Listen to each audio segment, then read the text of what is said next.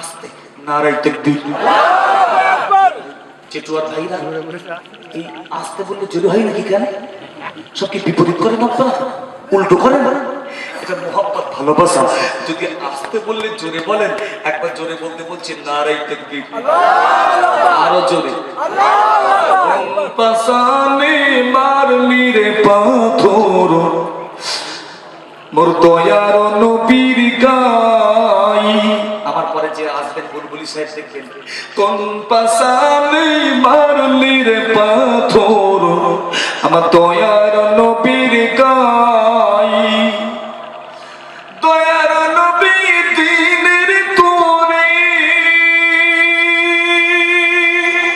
দয়ার নবী দিনের তোরে যাই যে সবার ঘরে ঘরে। কেউ বাঁকা কর, কেউ বা পাথর, কেউ বাঁকা কর, কেউ বা পাথর মারিল নবীর গাই।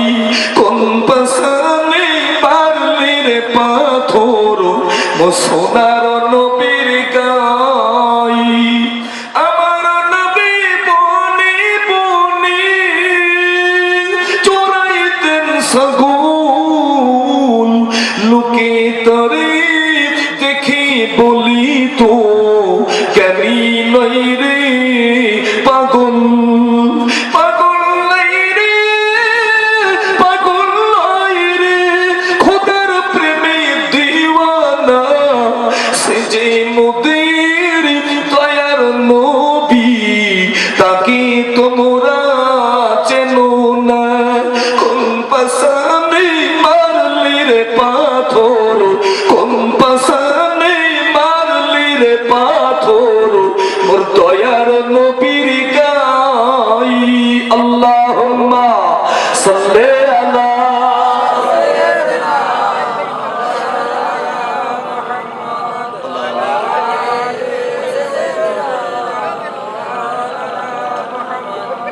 বাবু আমি তিনটি প্রশ্ন বলার আগে যে হাদিসটি আপনাদের খেদমতে বলবো বলেছি, এই হাদিসটি হলো মদিনার মসজিদে নববী শরীফে আল্লাহর নবী প্রবেশ করেছেন।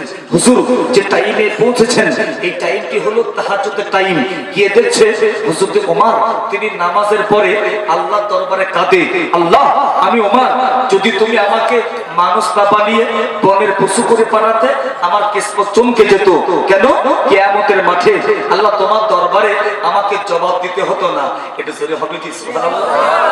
আমার নবী বলছে ওমর, ওমর তোমার আমল দেখে আল্লাহ এত খুশি হয়েছে, তুমি হলে পৃথিবীর জমিনে তুমি জান্নাতের টিকিট পেয়ে গেলে, তুমি হলে জান্নাতি। জান্নাতি আসরায়ে মুবাশশারাতের মধ্যে একজন। জোরে বলি সুবহানাল্লাহ। ওমর বলছে হুজুর আপনি যখন আমাকে জান্নাতের সার্টিফিকেট দিয়েছেন আমি আজ থেকে নামাজ পড়বো না। হুজুর আমি আজ থেকে নামাজ ছেড়ে দেব। নবী বলছে কি বলছো? ঠিক আছে তুমি যখন বলছো নামাজ পড়বো না, একটু পরে তো আজান হবে মসজিদে নববী শরীফে, আমি নবী আমি দেখবো তুমি কেমন নামাজ ছাড়ো। তাই কোন ওমর? যে ওমরের মাজার হলো নবী পাকের পাশে ওমরের মাজার। কথা বলো ঠিক কিনা? আমার আল্লাহ আমাকে দুবার নিয়ে গেছেন। আব্বা আপনারা অনেকে গেছেন, ইনশাল্লাহ যাবেন, দোয়া করি। জি ভাই ভাই নবী পাকের মাজারের পাশে আরো একটি মাজার হযরত আবু বকর। তাই কি কিসমত ওদের, আমার নবীর পাশে সাহিত্য পাশে একটা খালি জায়গা পড়ে আছে। বলতে পারেন এই খালি জায়গার রহস্যটা কি? এই খালি জায়গায় কার মাজার হবে, কবর হবে? বেজানেরা দুনিয়ার বাদশা এখন সালমান, ও ছেলে মুহাম্মদ, দুনিয়ার ধনী ব্যক্তি যদি কাবা শরীফের ইমাম আব্দুর রহমান সুদাইস নাম শুনেছেন? কাবা শরীফের ইমাম ভাই ইনি যখন কোরআন তেলাওয়াত করে ভাই আমি শুনেছি এই আব্দুর রহমান সুদাইস 30 বছর ইমামতি করছে, একদিনও লোকমা দিতে হয়নি। এটা জোরে হবে সুবহানাল্লাহ। ইনি যখন কোরআন শরীফ তেলাওয়াত করে তখন মনে হয় যেন আসমান থেকে কোরআন নাজিল হচ্ছে। জোরে বলে সুবহানাল্লাহ। দেখবেন আমার পরে বুলবুলি সাহেব কেমন কোরআন তেলাওয়াত করে। ভাইজানেরা এই আব্দুর রহমান সুদাইস যদি বলে আমার মরণে পরে মাজারটা আমার নবী পাকের পাশে দিয়ে দেবে, হবে না হবে না হবে না। একটা খালি জায়গা পড়ে আছে, ওখানে ঈসা নবীর মাজার হয়ে যাবে। এর আগে ঈসা নবী যখন পৃথিবীর জমিনে এসেছিলেন ঈসা নবী তখন নবী হয়ে এসেছেন। এরপরে যখন ঈসা নবী পৃথিবীর জমিনে আগমন করবে, ঈসা নবী নবী হয়ে আসবেন না, ঈসা নবী আমাদের মতো উম্মত হয়ে পৃথিবীর জমিনে আগমন করবে। ও মায়েরা, এর আগে ঈসা নবী যখন পৃথিবীর জমিনে এসেছে, ঈসা নবী তখন বিবাহ করেন না। এরপরে যখন ঈসা নবী পৃথিবীর জমিনে আগমন করবে, ঈসা নবী বিবাহ করবে। বাবা, ঈসা নবীকে আল্লাহ 5টি আওলাদ দান করবে। ঈসা নবী 40 বছর রাজত্ব করবে। ঈসা নবীর ইন্তেকাল হয়ে যাবে। ঈসা নবীর ইন্তেকালের পরে আমার নবী পাকে মাজারে পাশে ওই খালি জায়গা পড়ে আছে, ওখানে ঈসা নবীর মাজার হয়ে যাবে। একটু জোরে হবে কি সুবহানাল্লাহ। পাশাপাশি ওমরের মাজারটা তার পাশে। এই ওমর বলছে, হুজুর আমি নামাজ পড়বো না। দেখেন কি মজার কথা, এক লাইনে বলছি। মদিনার মসজিদে নববী শরীফে আযান হয়েছে বাবা। আযানের পরে সমস্ত সাহাবীরা তো দিওয়ানা নামাজের মুহাব্বত।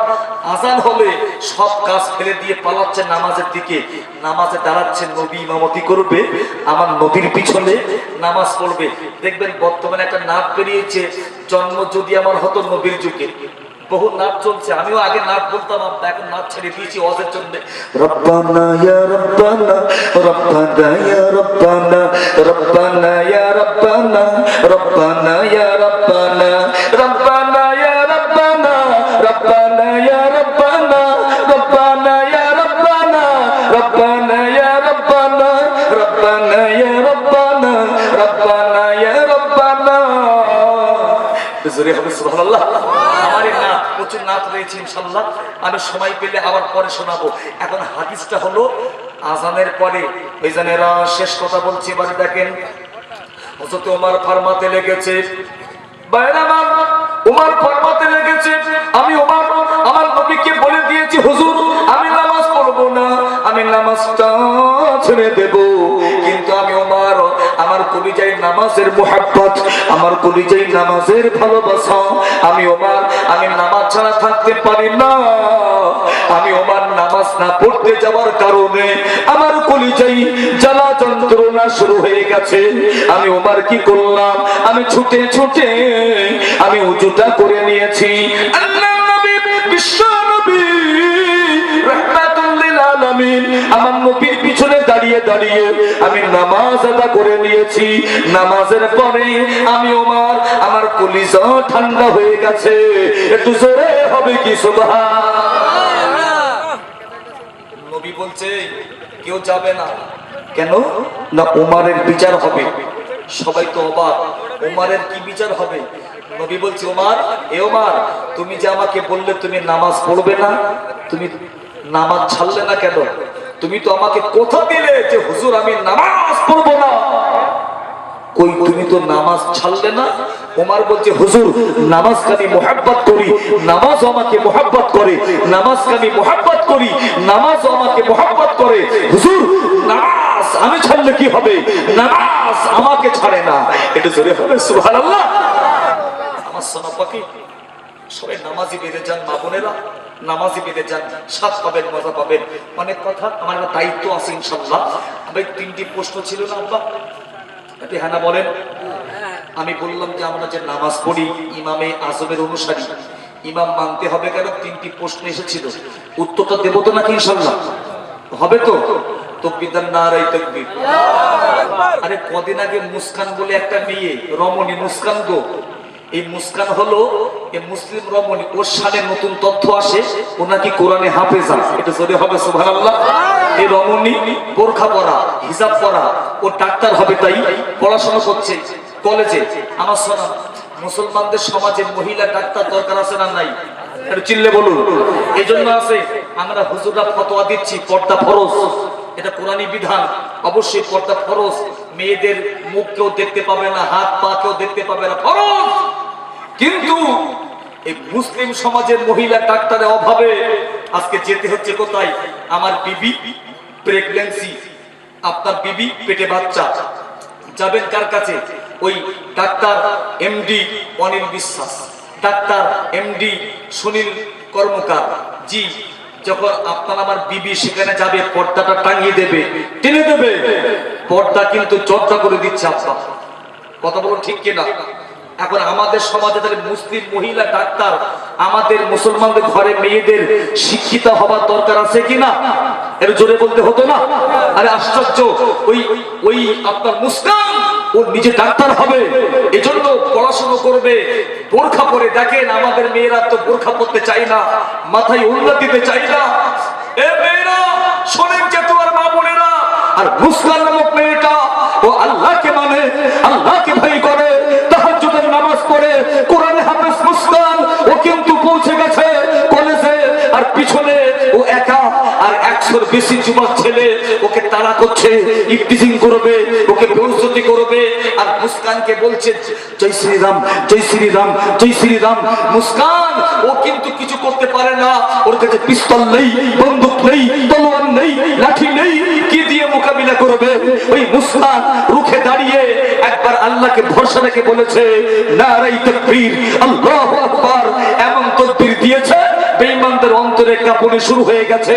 ওই তাকবীরটা আল্লাহ বিশ্বে ভাইরাল করে দিয়েছে, মুসলমানদের ইমানি অক্সিজেনটা আরো আল্লাহ বাড়িয়ে দিয়েছে। আর একটু জোরে বললে হতো না? সেই তাকবীর একটু দেবেন আব্বা। আমরা মুসলমান, আমাদের একটা ইমান বিল্লাহ, তাকবীর, আল্লাহ খুশি হয়ে যাবে ইনশাআল্লাহ। আমি জানি আজকে 23শে ফাল্গুন তো ফুরফুরা শরীফেও জলসা হচ্ছে, শেষ জলসা, অনেকে গেছেন সেখানে। জি, আবার এখানেও ভাই আমরা সকলে ভাই ভাই সবাই একই সাথে থাকতে চাই। আমাকে ভুল বোঝেন না কিন্তু ইনশাআল্লাহ। একটু জোরে নারা দিয়ে দেন, নারায়ে তাকবীর। আল কোরআনের আলো, আল হাদিসের আলো, আর ঘরে জ্বালাতে হবে না আব্বা। কোরআনের আলো আর ঘরে জিলগিলাম নি আব্বা। কেন? কোরআনের আলো ঘরে জ্বলতেছে, মাল বাইরে যেয়ে চিটিংবাজি করতেছে। কোরআনের আলো ঘরে জ্বলতেছে, ওর নামাজ নেই, রোজা নেই, শরিয়াত নেই, পর্দা নেই। কি গো, কোরআনের আলো অন্তরে জ্বালান, দিলে জ্বালান। এই দিলটাকে আপনি ঠিক করতে পারলে আপনি ঠিক হয়ে যাবেন। আমি বলবো কোরআনের আলো, বলবেন দিলে দিলে জ্বালো। একটু জোরে হবে কি? আল কোরআনের আলো, আল হাদিসের আলো, আল কোরআনের আলো, আল হাদিসের আলো, নারায়ে তাকবীর। অভিযানেরা আমি ওয়াজ ফাঁকি দেব না, মহামারী হাদিসের দোয়াটাও বলে দেব। এখন 3টি প্রশ্ন। প্রথম প্রশ্ন কি ছিল? ইমামে আজমের জামানায় একজনের ছাগলে বাচ্চা হয়েছে, মুখটা দেখতে কুকুরের মতো, বাকি অংশ দেখতে ছাগলের মতো। ওকে আকিকা, কুরবানি, জবাহ করে খাওয়া যাবে কিনা?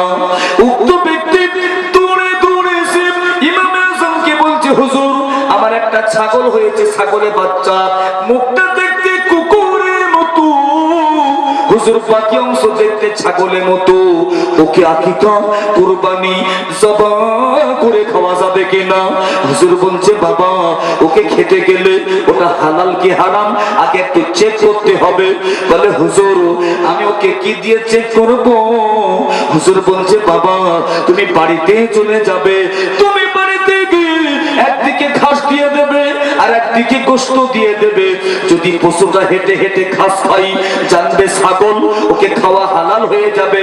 কিন্তু যদি ওই পশুটা হেঁটে হেঁটে ও গোশত খাই, জানতে হবে ও বেটা কুকুর, ওটা খাওয়া হারাম হয়ে যাবে। উক্ত ব্যক্তি বাড়িতে এসেছে, বাড়িতে আসার পরে একদিকে ঘাস দিয়েছে আর একদিকে গোশত দিয়েছে। ভাই দেখতে পাওয়া গেল পশুটা হেঁটে হেঁটে হেঁটে হেঁটে ও কিন্তু ঘাস খেতে লেগেছে। ওমা, যে ঘাস খাওয়া হয়ে গেছে ও ফের গোশত খেতে লেগেছে।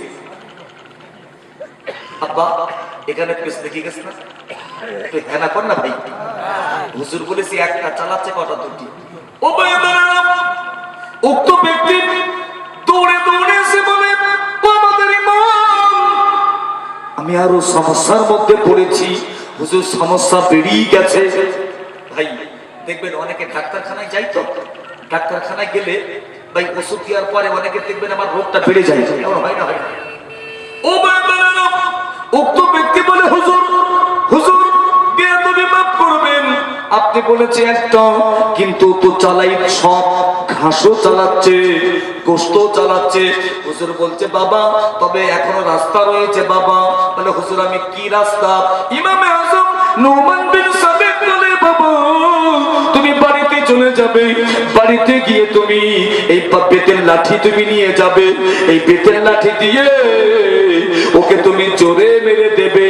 যদি পশুটা প্রথম ডাকটা কুকুরের মতো দেয় ওকে তুমি খাবে না হারাম হয়ে যাবে। আর কিন্তু যদি ওই পশুটা প্রথম ডাকটা ছাগলের মতো দিয়ে দেয় ওকে জবান করে খেয়ে নেবে। উক্ত ব্যক্তি বাড়িতে এসছে, বাড়িতে এসে বেতের লাঠি দিয়ে জোরে মেরেছে। দেখতে পাওয়া গেল পশুটা আল্লাহর হুকুমে প্রথম ডাকটা ছাগলের মতো আওয়াজ দিয়েছে। এটা জোরে বললে হতো না? জবা করে মাথা বাদ দিয়ে বাকি অংশ খাওয়া জায়েজ হয়েছে। কোরআনে নেই, হাদিসে নেই। ভাই ইমাম মুস্তাহিদরা ইজমা কিয়াস করে এই সমস্যার সমাধান করে দিয়েছে। এই জন্য আমাদের কি ইমাম ফলো করতে হয়। যদি বিষয়টা বোঝেন একটু জোরে হবে সুবহানাল্লাহ। নাম্বার 2 বলবো না থাকবে? ভাই দ্বিতীয় প্রশ্ন হলো বাবা ইমামে আজমের দরবারে একটা রমণী দৌড়ে দৌড়ে ইমামে আজমকে বলছে হুজুর আমার স্বামী বড় রাগী, আমার স্বামী বড়, আমার স্বামী এত রাগী আমাকে পানি আনতে বলেছে, পানি। আমার বিবি আমার লেগে পানি নিয়ে এসো। আমি বিবি পানি আনতে একটু দেরি হয়েছে, আমার স্বামী বলছে বিবি পানি আনতে দেরি হলো কেন? যদি তুই পানি ফেলে দিবি 3 তালাক, রেখে দিবি 3 তালাক, তুই খেয়ে নিবি তাও 3 তালাক। আমি কি তালাক হব? হুজুর আমার স্বামী খেজে হলো, রাগী হলো, আমার ওকে নিয়ে আমি থাকতে চাই হুজুর, আমার স্বামীকে নিয়ে আমি থাকবো হুজুর, আমি তালাক হব না হুজুর। কোনো রাস্তা আছে? ইমামে আজম বলছে মা রমণী তুমি তালাক হবে না, এখনো রাস্তা আছে। একটু জোরে বললে হতো না? আরে আমার স্বামী বলছে পানি ফেললে তালাক, রাখলে তালাক, খেলে তালাক, আমি তালাক হবো না মানে? হুজুর বলছে মা তুমি পানি ফেলবে কেন, রাখবে কেন, খাবে কেন? বুকের ওন্না দিয়ে, এই বুকের ওন্না দিয়ে তুমি বারে বারে বারে বারে বারে বারে গ্লাসে ডুবিয়ে নেবে, দেখবে একটা টাইমে সব পানি ওন্নায় ধরে নেবে, টেনে নেবে, চুষে নেবে। মা পানি ফেলা হবে না, রাখা হবে না, খাওয়া হবে না, তুমি 3 তালাক হবে না। এটা জোরে বললে হতো না? সুবহানাল্লাহ। হুজুরের মানতে ফতোয়া দেখেছেন ইমাম কেন মানতে হয়? ও সোনা মানে নাম্বার 3 হলো পুরুষ মানুষ মারা গেলে 3টি কাফন দিতে হবে।